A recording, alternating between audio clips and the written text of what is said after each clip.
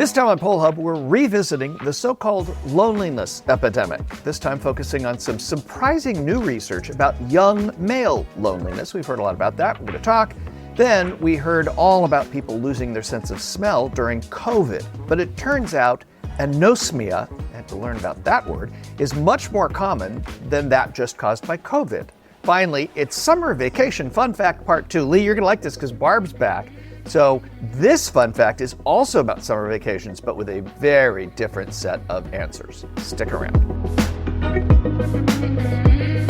And hi, everybody. Welcome to Poll Hub. I'm JD Dapper. I'm Barbara Carvalho. I'm Mary Griffith. And I am Lee Marigoff. We've talked about the so-called loneliness epidemic at least 3 times. So let's go back through the records of the show. We're on episode 446. It really first came to light when then Surgeon General Vivek Murthy, who is Joe Biden's Surgeon General, declared an epidemic of loneliness and isolation. That was back in 2023. And there's been a lot of conversation around this, at least in part because of what was brought to light in COVID, which was we all kind of faced a loneliness epidemic. But in the prior episodes where we have talked about this, there was a lot of data from the late 20-teens and the early 2020s, and it did culminate in this May 2023 Surgeon General report from Dr. Murthy, and they found that lacking social connection can increase the risk of premature death by as much as smoking 15 cigarettes a day. This is how it comes into public health. Social isolation among older adults accounts for an estimated $6.7 billion in excess Medicare spending every year. And the advisory laid out a national strategy to advance social connection, a way to reduce loneliness. This included changes to how schools, workplaces, and public health systems should address isolation. So there's new data, and some of it concerns all of us, and some of it concerns a specific group. So let me talk about some of the broader data. An APA Stress in America report from a few months back, November of 2025, frames the trend as really a crisis of connection. 54% of U.S. adults say they feel isolated sometimes or often. 50% say they feel left out sometimes or often. 50% say they feel a lack of companionship. So again, about half of American adults feeling this. And then 69% said they needed more emotional support in the past year than they had received. That was up a little bit from 2024 in a similar survey at 65%. And before we talk about, again, this generational gap, older adults are actually lonely too. I know there's been a lot of focus on younger loneliness, but the AARP December 2025 report called Disconnected, the Escalating Challenge of Loneliness Among Adults 45 plus, found that 4 in 10 adults 45 and older report being lonely. Those 45 to 59 are lonelier than those 60 plus, 46% to 35%. And men now report higher rates of loneliness than women. That's a reversal from a pattern in earlier AARP studies. So before I get to the young male piece of this, I just want to ask a couple questions here. We've talked about this in the past. Does anybody sense that there's been any change in this because there's been a lot of attention brought to it? Anybody weigh in? Well, I don't know if there's been a change because of the attention. I think one of the things that struck me from the research that has been done is our global comparison. In other words, this is not a global problem. I mean, it is to a certain extent, but it is worse here in the United States. And the numbers that you're citing, Jay, we do not compare well with other comparable nations. And so that really struck me more than just the fact that this is the case, because if you kind of control for things like social media, how things have changed in terms of how we interact and the usual suspects, so to speak, of why people are lonely, video games, not getting out enough. Those are things that are pretty consistent globally. But the U.S. has changed much more dramatically, and I think changed in ways, as you've identified, that is not as common in other countries. So it is something that I think we're looking at that is perhaps specifically American.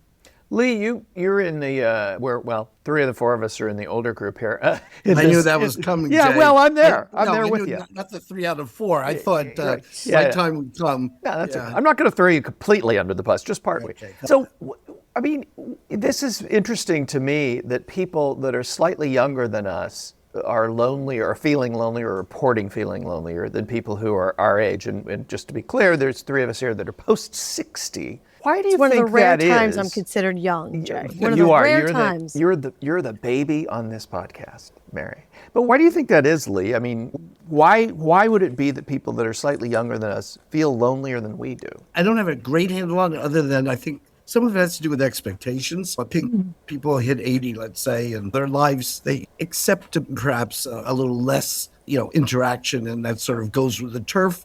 I think when people are, let's say, 65-ish, they want to be active and interacting as much as possible. That's like retirement time, where you can finally put work behind you and now you can go play golf or have fun, right? Yeah. And so that may be a little bit to do with it. But Well, do you think it has something to do with, as you pointed out, a little bit more to the empty nester syndrome, too? Could That, be that. those who are 45 and older in their 50s, now they're facing a new reality where perhaps they were surrounded by family and now perhaps less so. And then it comes back around, maybe, for some, where they are now surrounded by grandchildren or additional family members and friends. And I think you have a very valid point, Lee, where there is a desire when you hit a certain age to be more engaged. And you do, to some extent, sometimes have a little bit more time to fill and do things that you enjoy more. And perhaps it's more of a question of being fulfilled and doing things that you enjoy rather than things that you need to do. And if you turn back the hands on the clock, you're talking the concept of neighborhoods. And, in the old days, neighborhoods fulfilled an awful lot of this. Social media and cell phones and the like, sort of our attempt to close the gap, but not really in the same way. But I think in some ways this is uniquely American. Yeah. So What were you thinking? In what ways? well, I mean, I think we don't necessarily see. We see some of these trends globally, but I think that it somehow is exacerbated by something that has changed, at least in our culture of the United States. It may be, I mean, we often point to the decline in trust in institutions. And that's all fine and good, except for the fact that many of those institutions did provide a sense of place and a sense of space where people did interact. You point out, neighborhoods. I mean, we have seen those kinds of changes in other countries, but I think there is more of a sense of space and place, perhaps also in those other countries. Also, what we have seen, I think, not necessarily a cause. Remember, we're just talking a little bit about things that are maybe related, but certainly we have seen, a decline in community centers, in understanding or connection, as you pointed out, in neighborhoods and religion. These are things that have really been exacerbated also with regard to the polarization that we see in our politics. We actually see when we look at movement of populations nationally, we see people moving to places where they are more comfortable politically. And that is something very new, I think, to a population movement internal to a country. I'm not talking about people leaving, coming or going kind of thing. But this is when you're moving internally. It's not just about economically where you can succeed the best, but people are making choices about living in places where they can interact with people that they are closer to, either in ideology or in values or in politics or other interests. And I think that is something that is related to these numbers that we're seeing movement based not necessarily on economics, but on this need for having relationships and building those kinds of communities, something that I think has declined, particularly in the United States, over the last couple of decades. I do want to get to the male loneliness thing, which I promised at the beginning of the segment, the young male loneliness. There's this crisis of young men that also is a topic of big conversation. Scott Galloway, big podcaster and a popular figure, has built a career around talking about the crisis in young men in America. But one of the pieces of this loneliness thing that has changed is new research around this. It's gotten a lot of attention in the last year. A couple of things in the ways that boys, for instance, are falling behind girls when we're talking about young men as boys. Educational attainment. 7 out of 10 high school valedictorians are girls. In the next 5 years, 2 women will graduate college for every man who does so. Suicide. Young men are 4 times more likely than young women to commit suicide. And in dating, and we have talked about this, and it's too bad we don't have the students on. It's summer, so the students aren't around right yet. They'll be back. But Gen Z men are dating at roughly half the rate of Gen X during their adolescence, which is a really striking number. Now, here's the loneliest piece. Gallup did a survey in May of 2025 across the globe. So this gets, Barb, at your American versus global thing. And it found that young American men are uniquely lonely compared with the rest of the country and their peers in other wealthy democracies. 25% of U.S. men aged 15 to 34 said they felt lonely a lot of the previous day. That's higher than young women, which is at 18%, and the U.S. national average across all ages, which is 18%. Across 38 OECD countries surveyed, no other country has a bigger gap between young men's loneliness and the rest of the adult population. And here's the last thing, and this is what I want to end on this, and let's talk about this. I think a lot of us think, oh, so it's got to be cell phones, right? And video games and all of that. As it turns out, we are engaging, and young men in particular, are engaging in socializing down from earlier eras. We're definitely spending less time socializing and more on other stuff. But there's a very big survey, a study that was done in 2025 or completed at the University of Greenwich, is a UK university, and it was published at King's College London. And there are others involved, other colleges involved, including Duke and University of California at Irvine. And let me just read you this one quote. They tracked 1,632 young British adults, tracked since childhood on numerous metrics. And regarding this topic, here's a quote. Although overall time spent online was associated with greater loneliness, this was not the case for social media usage specifically. Use of social media platforms like Facebook, Instagram, Twitter showed no association with loneliness. Instead, greater loneliness was associated with the use of things like Reddit and dating apps, while the use of WhatsApp, which is basically a texting app, was associated with lower loneliness. However, individuals who reported more compulsive use of digital technology or experiences of things like online victimization, they were lonelier on average. This suggests that the type of experiences individuals encounter online may be more related to loneliness than using particular platforms per se. There you go. I read a lot. What do you think? Anyway. Wow. Well, I'm actually not surprised by the last point you made, Jay, in terms of compulsive use, because I think that that really speaks to what we've all been alluding to throughout this conversation here. But what I do think is interesting is when you think about platforms like Facebook, like Twitter, and certainly WhatsApp, because as you pointed out, that is very much a texting platform. Those are points of connection where there is very much interaction between. But when you think about platforms like Reddit, these are really platforms where there could be, again, not saying that this is, but could be an aspect of self-esteem coming into play, where posts are being voted up or voted down. Also voting apps, when you think about it that way, who is being chosen or given greater attention here. So I know that the data shows that it's not necessarily the platform, but it does show that it's the experience and what people perhaps may be taking away from their interactions online that could be influencing their sense of isolation. What does that data tell you, though, as a mother of two boys who are very quickly aging into cell phone, social media, potentially all the time? Go for it, Lee. Yes, the Knicks are in the championship. That actually has been 20 years, Lee, 20 years. But yeah. I just wonder, I mean, that's a very group-oriented kind of thing, and I wonder if that age group, like Mary's boys, are going to find a different kind of mode of interaction, even though they are, I assume, on social media as well. They're actually not. We allow them to have phones. Yes, they are. They consume videos.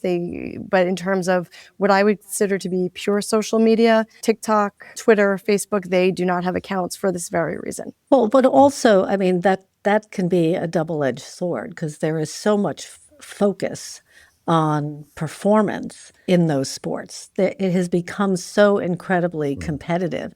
It's not about the little league game that, you used to go to on Saturdays, maybe with a parent or two or a grandparent or two. And that was a fun family and friend activity. Now now there are travel leagues. There are all sorts of leagues. You're supposed to be, refining your skills, and the competitiveness, I think, has also gotten pretty intense. So perhaps we need a little research as to how those things are impacting these issues, because I'm not sure that sports, particularly at those levels, are necessarily engendering camaraderie and support as much as they may be causing competitiveness and evaluation of self-worth, which has become, I think, a strong factor in how people then connect. So a good theory, Lee, but maybe try another one. Who knows? So anosmia, that is a word that I had never come across. Me either. And thank you, Jay, for teaching us all how to pronounce it. Very much appreciated. But sense of smell. Most Americans never think about their sense of smell until it's gone. It's almost like, that extra sense that we don't talk about or think about. And for millions, it already is an issue. Before COVID-19, many Americans over 40 had some measurable smell alteration. But the pandemic dramatically expanded that number. I mean, we all know the symptom of the early COVID virus, of losing our sense of taste and smell. But the data also tells us something a little bit deeper about what happens when we miss our sense of smell. Smell is the only sense which is hardwired directly to the brain's memory and emotion centers, which is why a scent can transport a person back to childhood. When that connection is severed, what is lost is not just someone's ability to smell, but it's actually a pathway to personal memory, kind of emotional grounding. And as related, their cognitive health, and, well, in some instances, their personal safety as well. Lee, I know you had a mother-in-law who did not have a sense of smell. And that was very dangerous, especially when you were before eating meals she made. No, microwaves. just kidding. No. Very dangerous. Before microwaves and other things that helped us boil water. You did have to remember that the water was boiling on the stove. But just here's a couple of other numbers. Smell loss has already become very common before COVID-19. 23% of Americans over the age of 40, according to the National Institute on Deafness and Other Communication Disorders, which was last updated in 2024, people over the age of 40 report some alteration in their sense of smell, and smell impairment, as we know, does increase also with age, just like many of our other senses. For instance, from 4% of Americans age 40 to 49, to 13% of Americans age 60 to 69, to 39% of Americans ages 80 and above. So nearly 1 in 4 Americans over 40 already have measurable smell alteration before COVID-19. Yet almost no one talks about this publicly. What do you guys think smell loss has become this overlooked health issue? Is it because we don't really have a sense, no pun intended, that we depend upon it to such a great deal? I kind of think that of the 5 senses, touch might be the other one along with smell that is not central necessarily to what we think of as our daily lives. We are incredibly visual animals, like human, derived from chimpanzees, right? We are visual primarily. Losing sight is a major thing. And being sightless or blind, this is just a big deal. It has been throughout human history. There's a lot about that. Losing hearing, again, we're auditory. We don't have as good hearing as dogs or other animals, but we have really good hearing. And then taste is, you lose taste. It's like, well, we eat all the time, right? So losing taste is very immediate. Losing your sense of smell and attached to a lesser degree, it just seems like in the order of senses, it doesn't seem like in humans it's as important. And I think that's a mischaracterization of reality, but I think that maybe is what we sense. Again, no pun intended. So the fact that it does connect directly to memory and emotion, does that change your perspective about its importance? I mean, when you say that, when you read that, I instantly thought about smells that take me places. Mary, you were about to say, right? Yeah, There's 100%. that smell that instantly takes you a place. And I'm not sure that's true with a sound or a sight. When I think about smells, I think immediately of tobacco. My grandfather was a pipe smoker. And whenever I smell that smell, that immediately takes me back. But what I think is fascinating is, one, perhaps it's because there is no way to address smell loss You know, I mean, you can wear a hearing aid, you can wear glasses, you can have corrective surgery if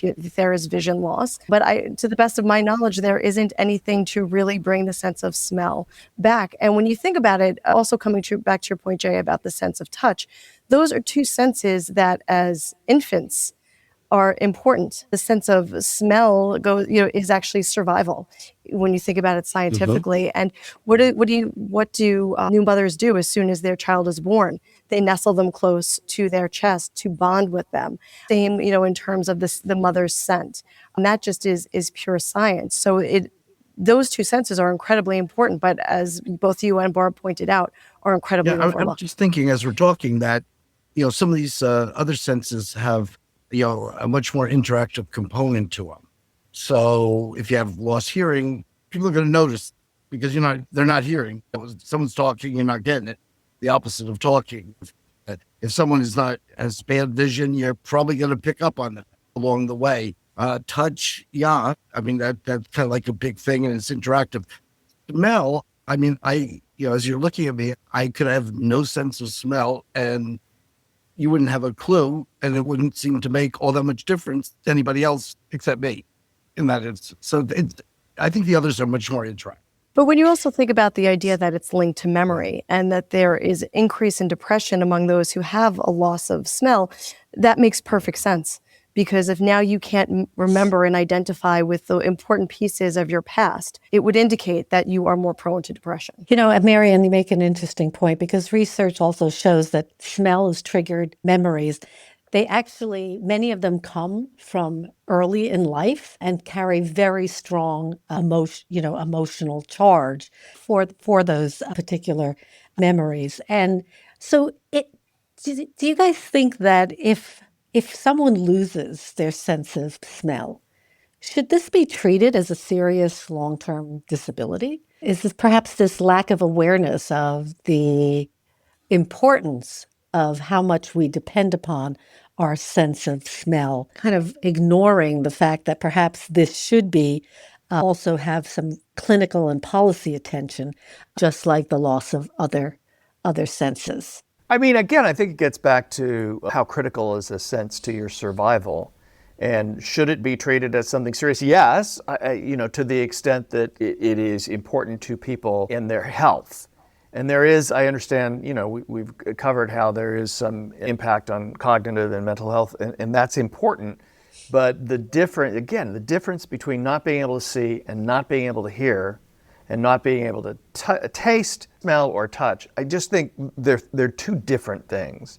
And two are quite debilitating, and three are, I don't want to say inconvenient, I'm not trying to trivialize it, but it's a different level to me. And so I don't know. I don't know if there's a big group that is advocating for that. I don't know that it's really at the same level because of the disruption it causes to a life. Well, I think the point though being is that, I think that lack of attention though has other repercussions. So for instance, if it's not something that's considered clinically important, it doesn't then translate into policy attention. And so I think for those folks that experienced this, and many of us did during COVID, I think it's very interesting to acknowledge the relationship between a sense of smell and also the other bodily, functions, and particularly cognitive functions. We talk about vision and hearing as being detrimental as people lose those senses to cognitive health, especially as we age. But I think the loss of smell is something that also may not be needs further research. And one smell that certainly brings back memories for me is the smell of the seashore. And Lee, I know that plays into what our fun fact is. And the fun fact is a really good fun fact because it's from 1939. So none of us, including yours truly, has any direct knowledge of that era. However, the question was asked by Gallup in 1939. I'm not sure I guess there was maybe one or two other folks doing surveying at that point, not a whole bunch. But what kind of place do you like best to go for vacation? Lake, mountains, seashore, or some other place? And the national audience at that point, 34%, the plurality answer said going to the mountains. 25% went for lakes, and 22% said the seashore. And then there were some others and don't know. And boy, I think that's a big difference in what we would get from that question today. Well, Lee, remember that the reason this is part two is last week we had that question, and Barb, you weren't here. The answers were like mountains, seashore, with your friends, with your family. It's like, and we were all like, well, wait, can't you go to the seashore with your friends? They were the most bizarre set of answers. And so then our students, producers found this one from 1939. Yeah. And it's like, wow. The other one was from like 2014. In 2014, we don't know how to ask questions. In 1939, we did, apparently. Yeah. Any other takers on it? I mean, does this make any sense to you guys? Are you good? I think it does, because I think it speaks also to the time, because where you vacation very often is determined by whether you can get someplace, either in terms of transportation or conveyance, and whether you can afford to go. And in 1939, if you think about, where a lot of people lived, lakes and mountains were probably a good part of where you could get away if the summers were particularly warm, and it would be, as they say, cooler by the shore or cooler in the mountains. And so those were places that were certainly more affordable and more accessible. Being a seashore person myself, I do enjoy the lakes and mountains, but to get away, I love the sound and smell, Mary, of the ocean. Absolutely, Barb, I agree with you. And if you were to look at my rundown right now, you'd see transportation written in very large letters across. So I echo your sentiments. This is 1939. Yeah. It's the end of the Great Depression, although we don't know it's the end of the Great Depression yet. World War II is right around the corner. A majority of people live in cities by this point, sure, but look at pictures from 1939 at the beach. Sure, Coney Island's packed, but nobody's in bathing suits per se. I mean, the beach was a different thing. There's a picture of my mom in Los Angeles. She moved with a girlfriend in the first few years of World War II from the East Coast to LA. Anyway, there's a picture of her lying on the beach in Santa Monica in 1943, all glammed up and everything like that. And she's wearing so much clothing. Yeah. And the people behind her are dressed in like coats, and it's not cold. It's just the seashore. I don't think going to the beach was the same thing in 1939 as it is now. No. I think that's a huge change. I suspect in 1939, the choice of lying someplace was also not an option. You talked about transportation. Yeah, I mean, that's not on the menu of options that you could take off and head somewhere. And I know we have a lot of students who go all over the place and for fun and school and work and all kinds of things like that. So different world indeed we find today than Gallup found in 1939, not surprisingly. We'll see you next week, folks. That'll do it for Poll Hub this week. Poll Hub is produced by the Marist Poll at Marist University in Poughkeepsie, New York. Mary Griffith is our executive producer. Casey Schaff is our production supervisor. The Poll Hub team includes AJ Gambino, Tommy Rogers, Cassie Connors, Sylvia Weiser, and Molly Goodger. If you enjoy Poll Hub, consider telling a friend about us. If you'd like to learn more about polling and survey science, check out the Marist Poll Academy, our free online learning portal accessible from our website. Remember, you can always tell your smart speaker to play Poll Hub, and with any luck, it'll cooperate. Finally, wherever you listen to Poll Hub, there is a subscribe button. Click it, and the latest episode will be ready for you in your podcasting app as soon as it's released. We'll see you next time.